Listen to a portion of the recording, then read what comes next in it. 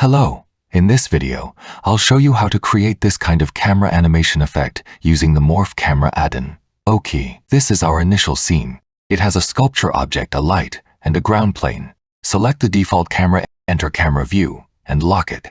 What we want to do is create a movement where the camera orbits around the sculpture while rising upward. So, the initial perspective starts at the bottom of the sculpture. Click Create Camera from View here. Rotate the view and move up a bit. Then create another positioning camera again. Continue rotating and moving the view upward and create another camera. Repeat the same operation, create a positioning camera on each side of the sculpture, with each one slightly higher than the last. Then, exit the camera view. We don't need the scene's default camera, so move it aside. Select the 5 cameras we created and click Create Morph System. Then click the Keyframe Ends button to set keyframes. So the camera now moves along the curve.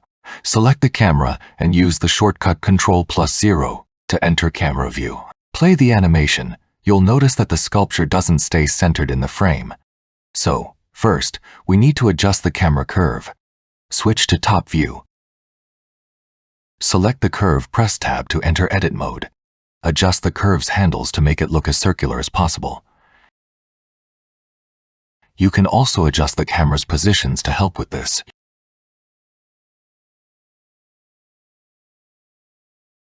Check the camera animation again. There are still issues. Now, let's look at the target path. Turn on the Show Target Path button, and you can see that the target path isn't staying on our target object. It is quite far away.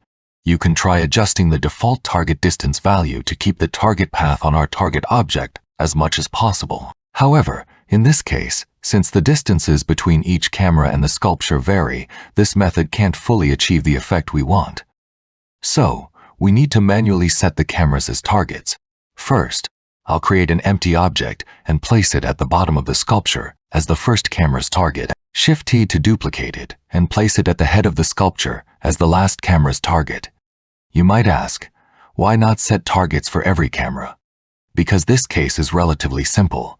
Our view only needs to move from the bottom of the sculpture to the top, so we only need to add 2 target points at the beginning and end for positioning. In the camera list, click the camera button in front of camera point 001 to quickly enter its view. Use the eyedropper to set the target. Of course, we can move the target to adjust the camera's position.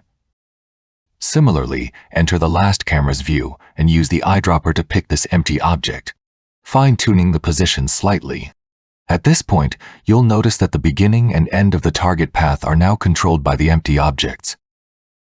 But the target path is still curved, so if you play the animation now, it definitely still won't be right.